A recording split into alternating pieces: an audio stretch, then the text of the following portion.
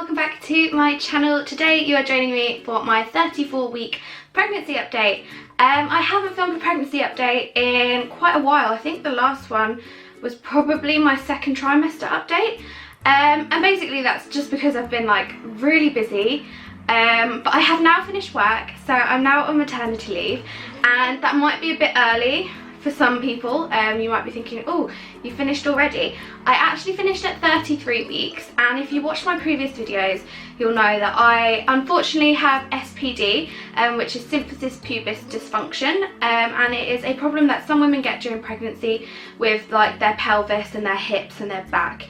So I was on reduced hours for a few weeks up until 33 weeks. I then used 3 weeks worth of annual leave and then 4 weeks worth of maternity leave to take me up to my due date, and that was at the recommendation of my doctor and my midwife. They said you probably shouldn't be sitting in a chair for 8 hours a day right up until then, just because of all the pressure that is putting on my hips and my pelvis, and it was causing me a lot of pain and a lot of discomfort. And I can say that during this week that I've had off already, it has been so much better because I can get up and move around whenever I want. I can sit in whatever position is comfortable for me. I can lay down, I can walk around. It's just so much better, and I found I'm not taking as many painkillers. I'm not reaching for my hot water bottle as often, so that is all good. So I'm now well into my third trimester. We only have 6 weeks now until she is due to arrive, so we are starting to get organised. I'm actually filming today in the nursery, which isn't finished, unfortunately. I know I've been promising a nursery tour, but I don't think it's going to be finished up until after the baby shower, because we're just waiting to see what we get at the baby shower before we buy a few bits that we want to buy for ourselves, just in case people buy them for us, because we do have like an Amazon wish list, like registry thing, where you can register for gifts and people can buy gifts from that registry. I have linked mine down below, not because I'm asking you to buy me anything, but just so you can see like the kind of things that we have asked for, the kind of things we've put on the list, and it might inspire you if you're pregnant to make your own Amazon registry. And some of the things that I've asked for, you might think, oh yeah, I'd actually quite like that myself for my baby. So do feel free to check it out if you fancy having a nosy at the kind of gifts that I've registered for on Amazon for my baby shower. So yeah, the nursery tour will be coming up after that. We have now set up the Moses basket. Jack assembled that last night, and I think I've inserted a clip as well, so you can see him battling with the flat pack build it yourself Moses basket, and that is positioned right next to my bed. And it's perfect because when I'm laying there I can actually see into the Moses basket. We did look at co-sleepers, but they're quite pricey for what they are, and I know that it's really nice because you can like have the baby right next to you and you can put your hand in the Moses basket and you can like touch them. But to be honest, I can do that with the Moses basket. She's right at the right level next to our bed, so that I can see right in. I can put my hand in if I need to, plus it rocks as well. It's like a rocking Moses basket, so if I just want to like gently rock her to help get her to settle, then I've got that option as well. Aside from preparation, oh, one more thing with preparation, we did finally decide on a changing bag, and it took a long time because I wanted a really girly one. Jack didn't want a really girly one because when he walks around with it, he doesn't want one that's like covered in flowers and stuff. So we did decide on this baby melt changing bag, which you can buy from Uber Kids. I think that's the cheapest place I found it. I've linked it down below if you want to get one similar. I am going to do a whole what's in my baby's hospital bag, what's in my hospital bag video, so I'll show you the ins and outs of the bag in that video, but I just thought I'd show you it now in my pregnancy update because that's really exciting as well. I suppose you want to know about symptoms and things. So aside from the SPD, which I've talked 1,000 times about, so you're probably bored of hearing about SPD, I have noticed, especially, and if you're in the UK you'll know that the last week has been quite hot, and I have noticed that my feet have swollen quite a lot. I've actually gone up a whole shoe size, and I can't bend down to tie my shoes up anymore without feeling completely out of breath, and I just physically can't do it, so Jack has to do up some of my shoes for me, so lucky him. So flip-flops and sliders are like my best friend now because I don't need help to put those on. So I feel like an independent woman that can do their own shoes. But yeah, my feet have swollen quite a bit. My midwife said it's fine as long as I don't have any other symptoms. My blood pressure was fine, so that's good. But obviously if you experience yourself getting swollen feet, then do make sure your blood pressure is fine, and also make sure you don't have any other symptoms like headaches, dizziness, things like that, because I think that can be a sign of like some other complication, possibly to do with blood pressure. However, she said I'm fine at the moment, so that's good. I just need to keep an eye on everything, and it's a shame because I've got some really nice summer shoes and I can't wear them. So other than that, my heartburn has been so much better, and that is probably due to the fact that the doctor prescribed me omeprazole. The heartburn that I've complained about in literally every single pregnancy video since like my first trimester, it was getting so bad. It was like I was having acid reflux, I was just so uncomfortable. I was drinking like gallons of milk, eating lots of ice cream, water, ice, anything that I could use to try and get rid of it. I was having Gaviscon, Rennie, everything, nothing was helping. So in the end, the doctor prescribed me omeprazole, and he said it's completely fine to take during pregnancy. So I was like, okay, let's give it a go. And oh my god, my heartburn and the acid reflux just completely disappeared. It was like a whole new age of comfort that I hadn't experienced throughout the pregnancy up until now. It was yeah, it was like a miracle tablet. I have actually finished it. He gave me a course of like 20 something days, and I took all of them, and I've come off them now, and for the first few days it was fine, but I have noticed already, having not taken them for a few days, like I'm getting like the odd bout of heartburn again. So I don't know whether or not I'm going to go back and get more.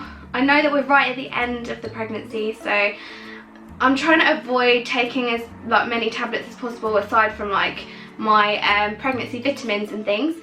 So, you know, I'm trying to avoid taking too many tablets. I've even managed to like bring down the amount of painkillers that I'm taking for the SPD. So I just don't want to be putting loads of unnecessary stuff into my body. Even though they're saying it is safe during pregnancy, if I don't need to take it, then I don't want to take it. And I'm sure all of you out there can appreciate that. Other than that, I have noticed that my skin has been really good, really glowy, if anything. I've just noticed that I've not really been getting as many like new spots and breakouts, and I have like acne prone skin. So for me, my skin is like it's always on my mind, because I've always got new spots forming somewhere, and it's always been like a problem for me. But I've noticed, especially the further along in the pregnancy I get, the less spots I seem to be getting. So that's definitely been a pregnancy perk for me. I have had the best skin that I've had in years, because I've had acne since I was about 17, 18. I didn't get it through high school, it kind of hit me after, so I thought I was safe and I'd missed out on that whole acne side of being a teenager, but no, instead it decides to hit me as an adult, so good times. So yeah, my skin has been like the best it's been for quite a while, which is, you know, always a positive. I am hoping that maybe it will stay that way once the baby's out, but you know, who knows, that can't be guaranteed, unfortunately. We have been attending our antenatal classes, so we've done right up till breastfeeding, so we've done 3 weeks worth, we've done the labour and delivery thing, so I am now really thinking about my birth plan. I am hoping to be able to use the birth pool, simply because apparently if you have SPD, it's supposed to be really helpful for like your hips and your back and your pelvis when you're delivering. It can be tricky for some women with SPD to deliver laying on a bed on their back, just because of the distance you can stretch like your legs open and your hips isn't as wide as what a woman who doesn't have the pelvis problems may be able to stretch theirs. So I'm hoping that I can use the birth pool. I'm also hoping that I can get away with, if I do need pain relief, which I imagine I will because I'm no hero, I'm hoping that I'll be fine with just gas and air in the pool. I said no to pethidine simply because I do want to breastfeed, and I don't want her to be born really drowsy and really dopey because she's got the pethidine in her system. I really want her to be, obviously she's going to be tired because I've just given birth to her, I'm going to be tired, but I don't want any added tiredness. I'd like her to like obviously have the skin to skin with me, be able to find her way to the breast and everything, and be as alert as she can be, just to make that whole first initial feeding session as easy as possible. I really want her to be able to latch on well. I'm hoping to be able to exclusively breastfeed for a while once she's here.